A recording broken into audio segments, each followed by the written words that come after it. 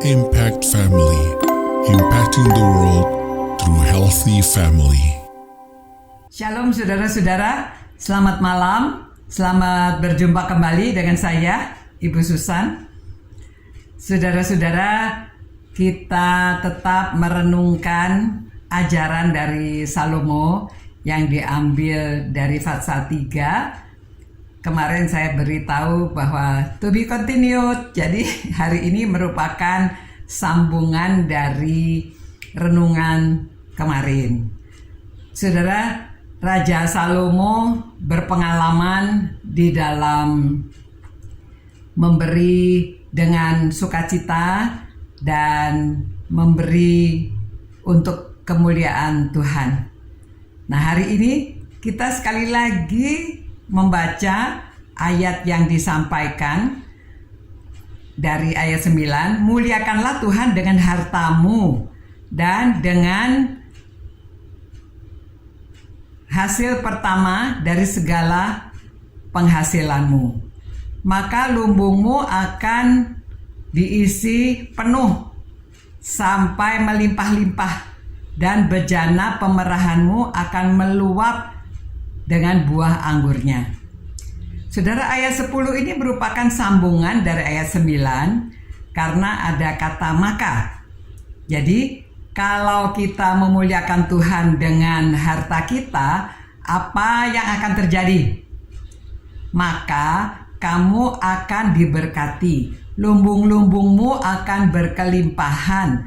Begitu juga pemerahan anggurmu meluap dengan buah anggurnya.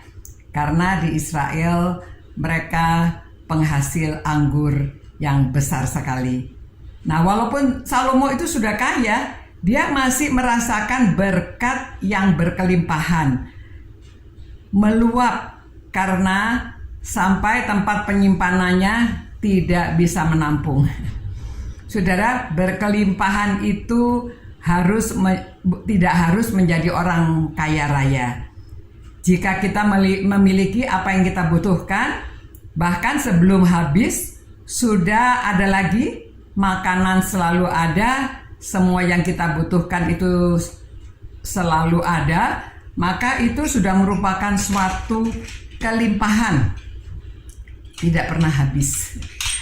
Saudara, saya pernah ke Tiongkok dan saya heran karena menyuguhi teh dengan tempat sekecil ini. Saya kira ini mainan, ternyata sungguhan. Dan pada waktu saya berkunjung, mereka menyediakan tehnya. Ini tempatnya kecil, kita minum sekaligus sekian, penuh. Nah, pada waktu kita minum, setelah kita selesai minum, dituang lagi sampai berkelimpahan, sampai penuh. Dan begitu kita habis minum, tuan rumah atau nyonya rumah langsung menuangkan teh kembali. Nah, itu yang artinya berkelimpahan, tidak habis-habis, selalu ditambah lagi. Nah, saudara-saudara, jika kita tidak kikir untuk memberi persembahan kepada Tuhan, untuk memuliakan namanya, maksudnya jika kita menggunakan uang dengan bijaksana, 1/10 kita sisihkan untuk Tuhan, 9/10-nya untuk kita pakai sendiri, untuk keperluan kita, dan apa yang kita berikan kepada Tuhan, gereja mengatur.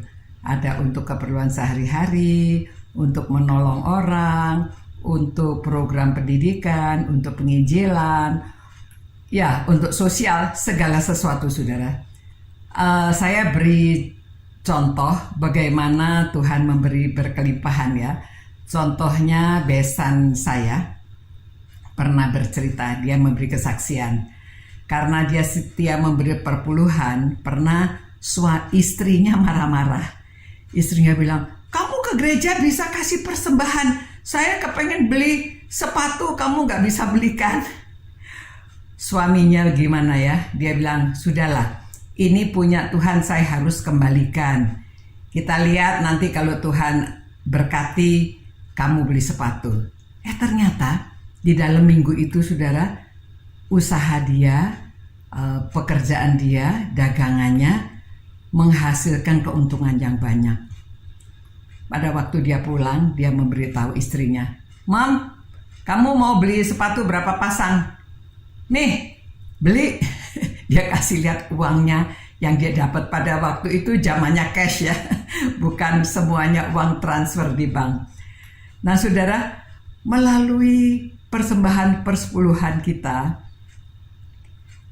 seperti yang saudara lakukan di RW Taman Sari, ya, saudara memberi persembahan khusus sehingga saudara dapat memberi usaha sosial sembako kepada orang-orang di seluruh daerah Taman Sari.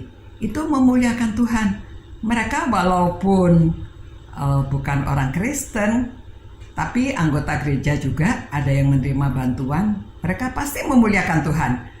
Pasti mereka juga dapat mengatakan, "Wah, ini gereja luar biasa, memberikan bantuan sosial kepada semua orang." Nah, saudara, itu namanya apa yang kita kerjakan untuk memuliakan Tuhan. Ya, jadi terang, kita menjadi terang. Dengan perbuatan baik kita, Allah Bapa kita dimuliakan. Dan kita diberkati berkelimpahan. Amin. Sekian untuk malam hari ini. Nanti masih to be continued. Besok saya berikan kesaksian-kesaksian lain lagi. Karena tanpa kesaksian mungkin apa yang kita sampaikan ini, saudara mungkin ada yang ragu-ragu, ada yang belum mengerti. Sampai jumpa, selamat malam, Tuhan berkati, Tuhan jaga saudara. Nah, tetap sehat ya, sampai berjumpa besok.